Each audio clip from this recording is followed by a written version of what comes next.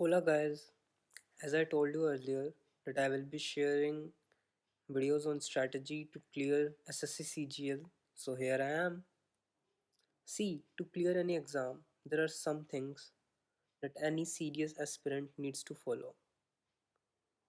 The strategy that I am going to share right now with you guys is no rocket science, but students usually don't follow even those much steps. So I request you guys to please watch the video till the end and apply these things which I am going to say in your preparation religiously. Please, guys. So, the first thing that any serious aspirant would do is to understand the pattern of the exam. So, this exam is divided into two papers. The first one will be prelims. The first stage is prelims, and there will be only one exam here. So it will be of 200 marks, and there will be four sections in this exam. All will be distributed in for equal marks. Like it will be for 50 marks, 50, 50, and 50. So there will be 100 questions, and each question will carry 2 marks. So it will be 100 into 2, 200 marks. Okay. So this is only qualifying exam. So the prelims marks will not be added later for your rank purpose. Okay. So this exam last year it happened in the month of September. This year the notification had to come in April, but it didn't come. So we will wait and see when the exam will be shifted. The second exam is mains exam, and and it is of 390 marks. Okay, so it has three sections in it. The first section is of maths and reasoning. It carries 180 marks. The second section is of GS and English. It carries 210 marks. So there will be 60 questions here, and there will be 70 questions here. So here the marks are increasing per question. See, it was 2 marks in prelims, it is 3 marks in mains. Okay, so and there is also one third section as well in this mains exam, that is of computer. It is of 60 marks, and it is qualifying in nature. So for UR generally the cutoff goes around 27 out of 60. Okay, and there is also a typing test that will be of 15 minutes, and you have to type around 2000 strokes. Okay, it is easy to do, like people usually do it in 10 minutes. Okay, I did it in 10 minutes. So, and I practiced for around 10-15 days. Some people might need more time, but it's easy. So don't get scared by this thing. Okay, and here the maths and reasoning portion. So here are 60 questions. 30 will come from maths, 30 will come from reasoning. For GS, 25 questions will come, and from English remaining 45 questions will come. So so those guys who are not good in GK, they will find it good thing that only 25 questions, like only 75 marks out of 390 will have GS in it. So even the students who prepare maths, reasoning, and English well and know a little bit of GS are uh, are good to go. Okay, so coming on to next. So we see like a lot of students preparing for this exam, but people fail in this exam. Like I have literally seen people uh, studying for 5 years, 6 years, 7 years for this exam, and yet they fail. So why do students fail in this exam? Let's see. Let's diagnose it one by one. Okay. So the first problem that I have seen is students neglect PYQs. PYQs are a must for any exam, and SSC CGL is no exception to it. PYQs means previous year questions. Okay, so uh, if you don't know like how the previous year questions were, how are you going to tackle the exam? The second thing that I see in students is they are reluctant to attempt mock test. They just procrastinate it, and then they don't even attempt any mock test. And some students will attempt just one or two mock tests before the actual exam, and then they go to exam hall thinking they will just conquer the Everest, but it doesn't happen like that. Uh, and one more thing I have seen is like students don't work on their mistakes. Like suppose you have given a mock test, uh, you found out a mistake. Like suppose you didn't know the curved surface area of a cone. uh, so you didn't know its formula, and it's pi rl. So after that you will see, so you will note it down in a in some your notes, and it can help you later. But people don't do these things. They will be like, okay, I saw it, I will remember it, but it doesn't happen like that. And one more thing that I see: poor time management in exam. Students manage their time very poorly in the exam hall. Other than this, most of the students have this thing: phobia of GS and English. For English, particularly the Hindi medium students have quite a phobia of English. So we will see how to tackle this thing. And GS, I have seen so many students who are very scared of GS. Like uh, I met a student during my last exam, and uh, he had scored around uh, 312 marks out of 390. That was his raw score, and he had scored around 85, so 85 something in maths and reasoning, and around 131 in English. So all his marks were deducted in GS. Can you see? Like uh, 5 plus 5 plus 4. Okay, so 14, and rest of the marks were gone from GS. Can you imagine? So people need to get rid of this. You students get need to get rid of this fear of GS, and we will figure it out how to do it in upcoming videos as well. Okay, and there is one more thing that I have seen students doing, that is reliance on numerous study resources. So students don't take one resource for studying for this exam. They take out multiple resources, and then they get confused, and then it's a never ending cycle. It's like a vicious loop, and you are just stuck in revising different things, and you never get to clear your basics, and you will keep on giving exam again and again, and the exam will not be cleared. And then there are some students who don't even know the syllabus of the exam. The first two things that you need to do for any exam, when you are preparing, when you are trying to clear that exam, is the pattern of the exam and the syllabus of the exam. If you don't know these things, then don't waste your time. Just find some different streams, some different field, and go work in that field. Don't waste your time on SSC CGL or any government exam in particular, I would say. So let's see, what did I mean by you need to do PYQs. Okay, so there is some power of previous year questions. Okay, so Mark Twain had once said that history doesn't repeat itself, but it often rhymes. You might not see the same questions coming again in the exam, but the questions will be similar to the previous year questions.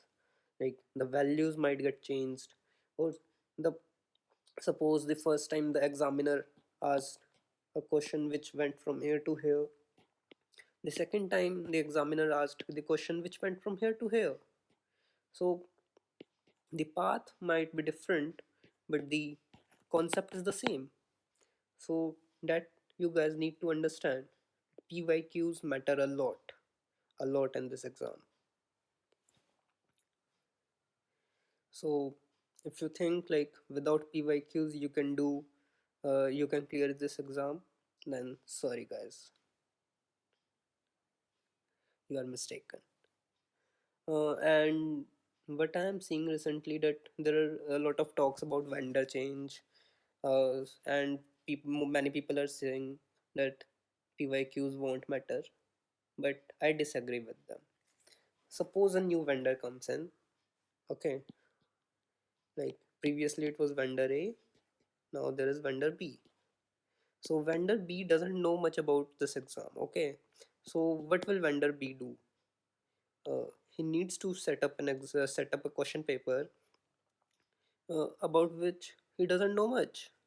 So he will see the PYQs and see how the previous year questions were framed, and he will use the same question format to frame the new question paper. That's how the process goes, right? Like you guys might have seen these things in like the power of PYQs in CBSC and ICSC board or in some other sort of exam. But PYQs matter a lot. So I would say practice PYQs. They give you a flavor of exam and you won't be disappointed. Like even if the PYQs like not the same questions come in exam, but you do get knowledge. So what's the harm in doing PYQs? And suppose if questions come on the lines of PYQs and some other person some other student has prepared and you haven't, that student is miles ahead of you. So you guys need to prepare PYQs. Okay. Next thing is attempt mock tests. Practice makes a student perfect. Okay. So if you're not giving mock test, you won't know like how much you know, which areas you falter, and what are your strengths. So your marks in the actual exam will be a reflection of your marks in mock test.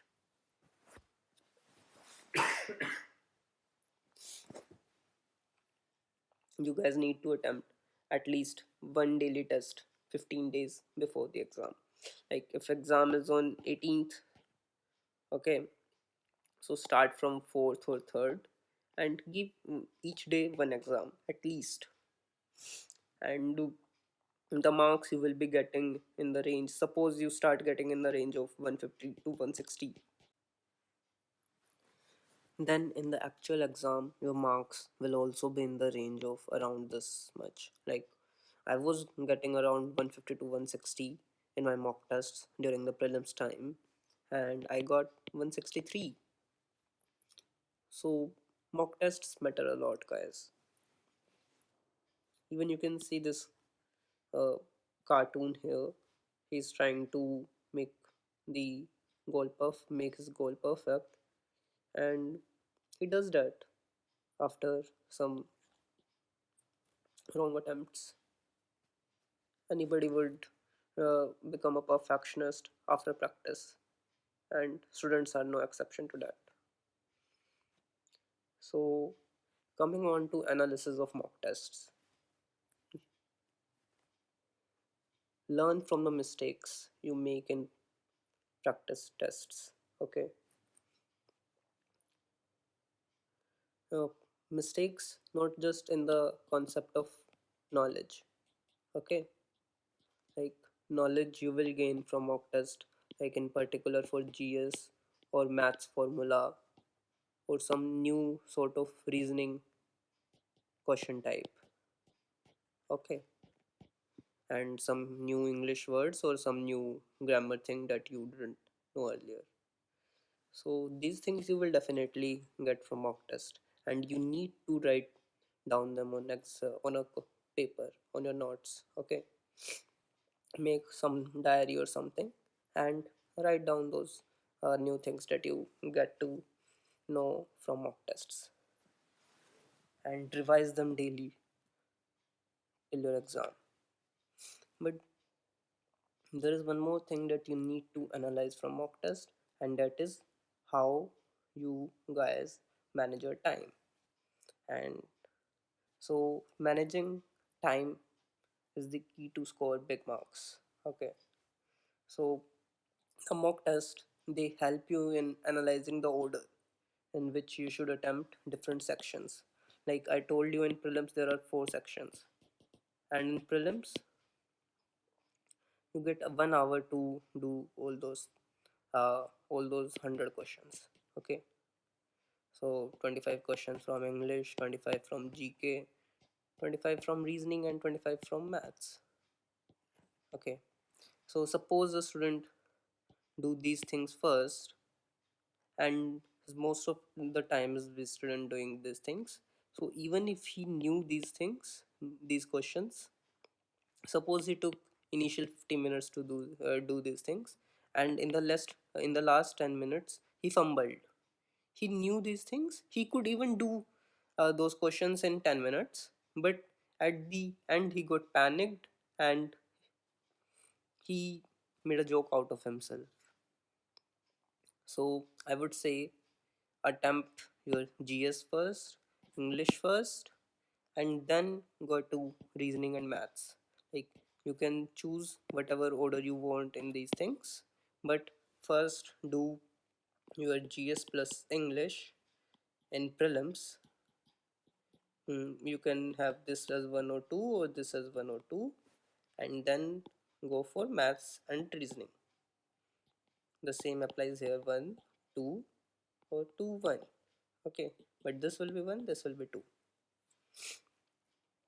And one more thing, for want of a nail don't lose the kingdom. Like I have seen many students get stuck in a question, they make it a matter of pride or something, and they just uh, they just get into that habit that they need to solve this question and then only they will move forward. But that is not how you should do. If there is a very difficult question that you are not able to solve, or even if it's an easy question and you are not able to solve, skip it. That is any sane mind would do, and I hope you guys are sane, right?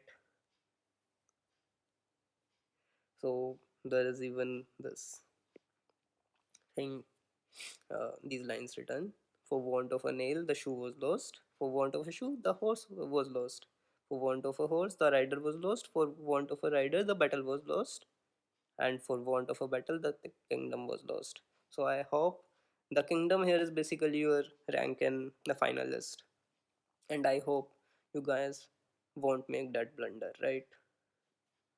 Just because of a simple question that had your pride associated with it. And then there's this thing of phobia, phobia of English and GS. See, for English, I would say read this newspaper, The Hindu, daily. I have been reading The Hindu for last 2 years, I guess. I don't know why, but I read it daily.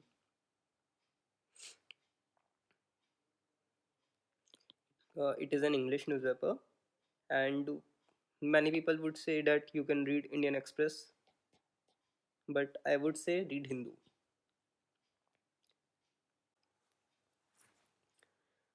This newspaper has somewhat difficult English, and it will help you in improving your vocab and also getting your grammar better. So start reading it. There is no substitute for it. It will help you in general as well. Like if if in if your job requires you, uh, like you need to speak better English during your job, or even with your friends, then you should read a newspaper, and the Hindu is the best one you can pick in India. And there will be no substitute for hard work for English and GS. Like, you need to work on your English and GS. For GS, we can see like how we will approach it. Like, even I will try to make videos for GS, um, even maths as well. For English, if you guys want, you can tell me later. Like, we will try to do something. And the Hindu is not the source, okay? It is just a given thing. Like, it needs to be read daily. It is not coming in your that 8 hours of study, whatever you are thinking. Okay, it is just a spare time, and make it a hobby. Reading newspaper. It should be a hobby for anyone. And syllabus and resources. Syllabus, like I can share the syllabus. Like, I can make a video on syllabus as well, but I think it is available easily on internet, so you guys can find it on Google or something. For resources, uh, I will make another video. It's part 2. This video is part 2, and we will discuss like which resources you should follow to clear this exam. Okay, so thank you guys, take care, and do subscribe this channel and like the video. And the reason is given here. So bye bye.